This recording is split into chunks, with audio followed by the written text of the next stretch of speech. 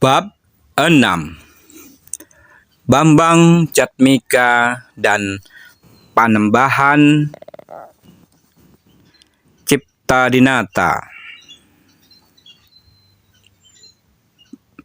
Mengawang asa atau malah malapetaka, menembus langit, menembus awan, bersama cemerlangnya kemuning mentari. Elang raksasa berbulu putih dan kelabu yang gagah berputar 5 kali di udara. Suara jeritanya mengguncang udara dingin di salah satu puncak gunung batu. Kak! Kak, kak. Sayapnya yang berkelepak cepat membawa angin besar menyibakkan debu menumpuk yang meliputi sarangnya. Dengan 3 ekor anak elang yang bersiap menunggu, mereka kelaparan. Teriakan dan siap yang bersahutan riuh memantul di antara dinding-dinding gunung batu. Bergemuruh, bergulung-gulung, menjala bersama angin yang mendesau. Puncak yang biasanya hening berubah suasananya. Elang jantan itu pun turun mengarah sarangnya, disambut oleh ciap semangat anaknya yang melihat makanan tercengkeram erat di kaki induknya. Mengawang pelan akan melepas Bambang Jatmika yang tiba-tiba tersadar.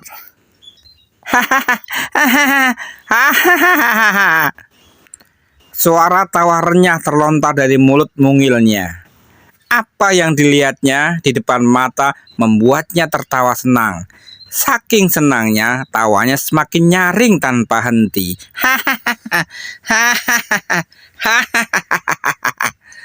Tawa alami yang muncul tanpa pernah menyadari bahwa kematiannya juga ada di depan matanya. Tubuh mungilnya yang empuk itu akan menjadi santapan siang sekawanan elang raksasa yang kelaparan. Suara tawa asing dan aneh muncul di atas puncak gunung yang biasanya sepi. Hanya terdengar suara angin yang menderu-deru kini menjalar tak henti di bawah gema yang memantul-mantul. Ternyata membangunkan sosok lelaki tua yang sedang bersemedi di atas batu datar, menyerap sinar matahari sumber kehidupan. Ada yang tidak beres batin hatinya. Rambut, kumis, jenggotnya yang serba putih terbang terkena angin yang tersibak karena lesatan tubuhnya. Pakaiannya yang serba putih panjang menciptakan bayangan serba putih meluruk cepat ke asal suara keributan yang membangunkan semedinya. Gerakannya cepat melawan angin. Betapa terkejutnya ketika melihat pemandangan berbahaya di jarak 10 tombak jauhnya. Lalu dilepaskanlah pukulan lembut yang melanda deras ke arah elang raksasa itu. "Jangan, Jatayu," tegurnya lembut pula. Jatayu terkejut ketika ia merasakan makanan yang dia cengkram terlepas. 2 pukulan yang menghantam kedua kakinya membuatnya terkejut. Akibatnya cengkramannya lepas. Hanya dalam waktu bersamaan berkelebat bayangan putih yang menyambar ke arahnya, mengulurkan tangan, menangkap bocah laki-laki yang masih asik tertawa tanpa kenal sedikitpun rasa takut. Kak! Kak! Kak! Jatayu semula sangat marah melihat makanannya hilang. Berkauk-kaukan siap bertempur merebut kembali miliknya. Akan tetapi ketika dilihat siapa yang merebut makanannya adalah lelaki tua yang dulu pernah menyelamatkannya, dia urungkan niatnya. Dia mengangguk-angguk, menurut, mengerti, bahkan terus terbang turun mendekati orang tua itu sambil menggosok-gosokkan kepala ke arah tangan laki-laki tua ramah dan lembut, minta dimanja. Siapa laki-laki tua serba putih yang ramah dan sekawan elang raksasa ini?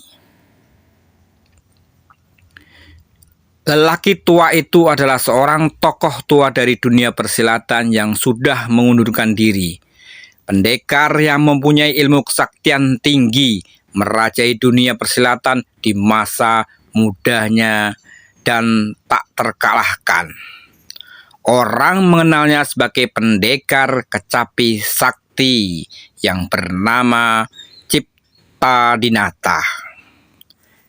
Sepak terjangnya yang tidak terkalahkan dalam ilmu silat yang tak terukur tinggi yang dimilikinya membuat dia kemudian terkenal sebagai manusia setengah dewa dengan gelar Dewa Kecapi. Bekas seorang seniman kerajaan Nusa Swandika yang ahli bersair dan bermain musik, khususnya bermain kecapi. Menguasai ilmu tenaga dalam yang mengandung 5 unsur penting kehidupan yang dia bisa ramu dalam permainan kecapinya. Kini, dia mengasingkan diri karena hidupnya sudah tawar tentang lika-liku dunia persilatan. Tinggal di pulau seribu gunung yang aneh dan penuh misteri. Hidup tenang ditemani Jatayu elang raksasa yang pernah ditolongnya dan juga anak-anak Jatayu. Hidup damai menunggu dijemput kematian. Sayang, kali ini di siang yang mulai hangat, terusik ketenangan batinnya oleh suara tawa renyah tanpa beban muncul dari mulut bocah lucu yang siap dijadikan makanan siang oleh keluarga Jatayu. Apakah yang terjadi kemudian? Nasib apa yang akan menimpa Bambang Jatmika? Nestapa ataukah bahagia? Bersambung.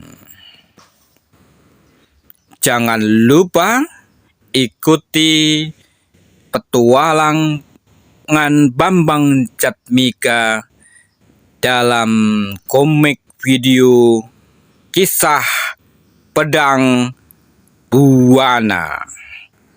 Terima kasih. Sampai jumpa.